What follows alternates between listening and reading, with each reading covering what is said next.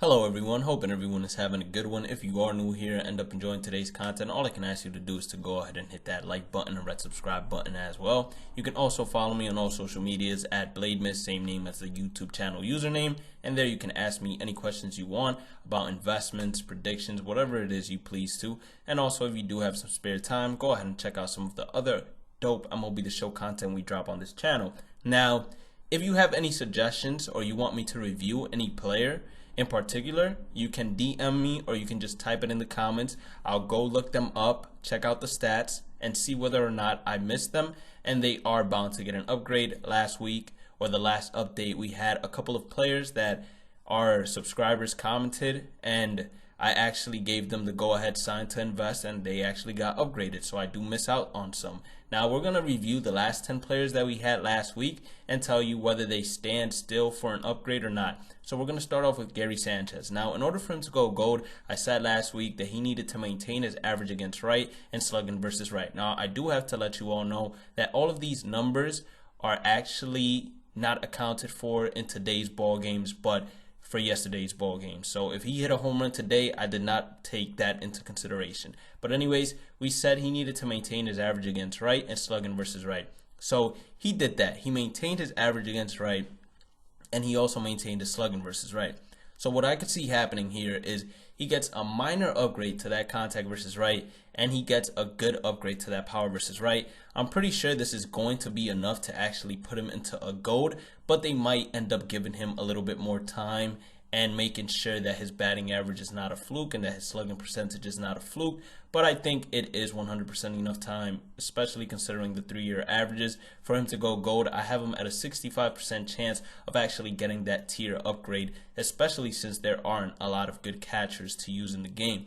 Next on the list is Melky Cabrera. Now, in order for him to go silver, we said he had to maintain that average against right-handers, and he needed to maintain the slugging versus right-handers. Unfortunately, he did not maintain that slugging versus right-handers. He dropped it to his 3-year average, which is perfectly fine. So what I could see going up for him is a minor contact versus left, his slugging versus left being upgraded, and his contact versus right being upgraded.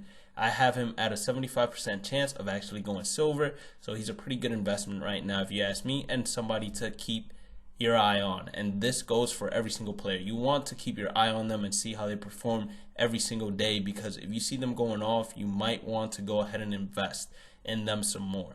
Next on the list is Josh Reddick.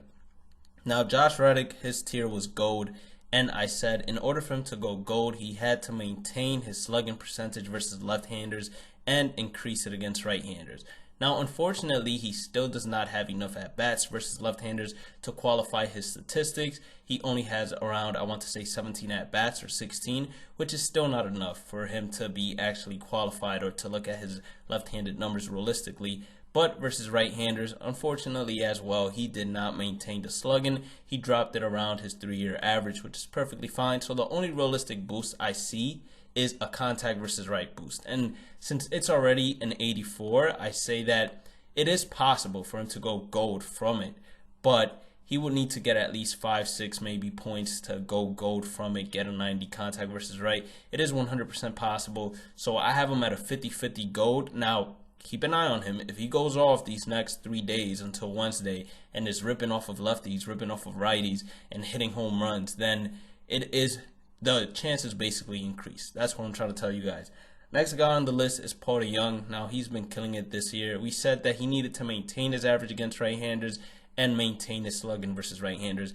Now, he did an amazing job. He increased his average and increased his slugging versus right-handers. So previously, his average was 318 and his slugging was 536, and he increased both of those numbers throughout the 1-week span. So I have him at an 80% chance of going gold, getting upgrades to his contact versus right and power versus right. He's been killing it against lefties as well. He only has 20 at-bats, so that might be something that brings him down a little bit, but not in terms of attributes, but I'm saying in terms of not being able to take those statistics into account just yet.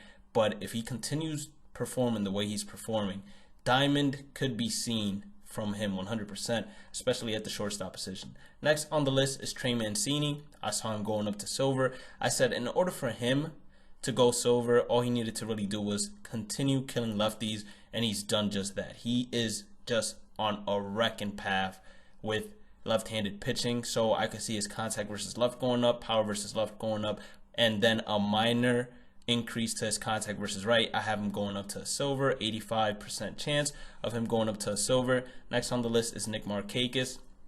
Now, Nick Markakis, I had him going up to gold, but the unfortunate thing with Nick Markakis is in order for him to go gold, he needs to desperately increase his slugging percentage. Now, I checked out his attributes and I checked out his stats, his 3-year averages and everything. And honestly speaking, I don't think he goes up to gold, but I do think they balance his attributes. And what they might end up doing is they might subtract some numbers from his contact versus left and slugging versus left, and then add it on to his contact versus right and slugging versus right and balance him out. But I don't think it's going to be enough for him to actually go gold. So I still have him sitting at a 79 overall. Next on our list is Jason Heyward.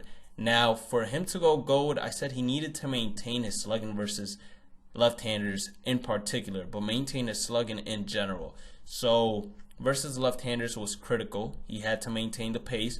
Unfortunately, he didn't maintain the pace in terms of right-handers, but versus left-handers, he's still doing a pretty good job. So the only realistic boost I see going to him is power versus left. I have him at a 40% chance to go gold. If anybody goes gold this week, I have it more on Gary Sanchez and another player that I have not mentioned just yet. Next on our list is Carlos Santana. Now, I had him going gold. In order for him to had gone go gold, if that even made sense, he needed to maintain his average against right-handers and his slugging versus left-handers.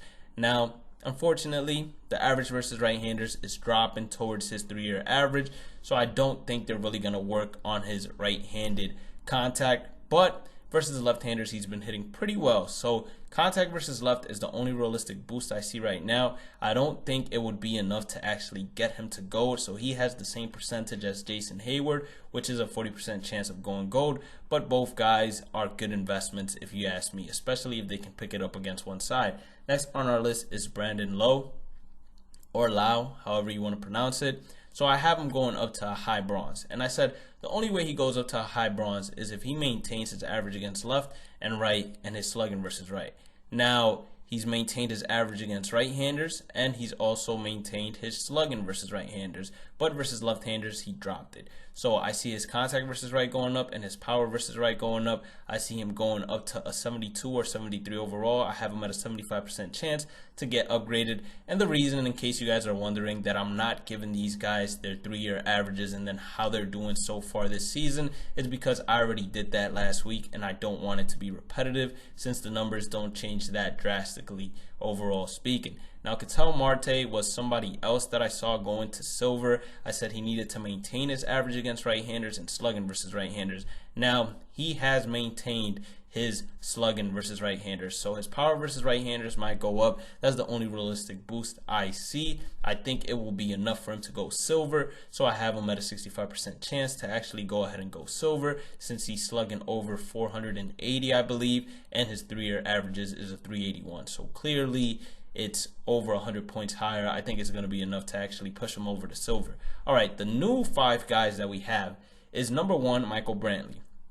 So this is the other GOAT that I was talking about. So his 3-year averages goes as follows. Average versus left, 286. Slugging versus left, 376. Average versus right, 320. Slugging versus right, 522. This year so far, he's hitting 324 against lefties and slugging 441. Versus righties, he's hitting 342, slugging 640. So I can see minor adjustments to his contact versus left, power versus left, contact versus right, and then a good adjustment to his power versus right. I have him at a 75% chance to go gold. Next on our list is Jorge Polanco. Now his 3-year averages are versus lefties 242, slugging 379, versus righties 296, slugging 482. This year he's hitting 240 and slugging 360 against lefties, so around his 3-year averages. There's no room for improvement there in terms of attributes. And then versus right-handers, he's hitting 364 and slugging 709.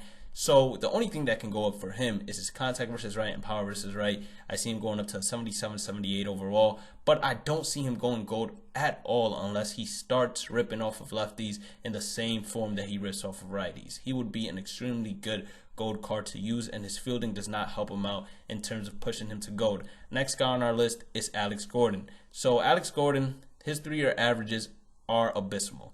So versus lefties, he's hitting 215, slugging 279. Versus righties, 241, slugging 392. His 2019 averages, although, is 263 against lefties, slugging 421. So clearly, nearly almost 200 points higher in terms of slugging and 50 points higher in terms of contact. Now, versus righties, he's currently hitting 302, slugging 594. So 200 points higher in terms of slugging versus right. So I see a minor attribute increase to his contact versus left. I see an increase to his power versus left, contact versus left, and power versus right, and I have him at a 70% chance to actually go silver. Next on the list is somebody that I want you guys to pay attention to because he is a gold candidate every year. I don't know why they start him off at silver, and he always picks it up as the season progresses. So that's Hosea Blash. He's hitting currently against lefties in terms of 3-year averages, 328, slugging 582, versus right-handers 274, slugging 502. And this year versus lefties, he's currently hitting 316, slugging 474, so that took a heavy drop. And then versus right-handers is 269, slugging 565. So I think they could just balance him out in this update where they would increase his power versus right and then decrease his power versus left since it's so low. And that could just balance him out to remaining a 79 overall. But he definitely has the talent to go gold this season.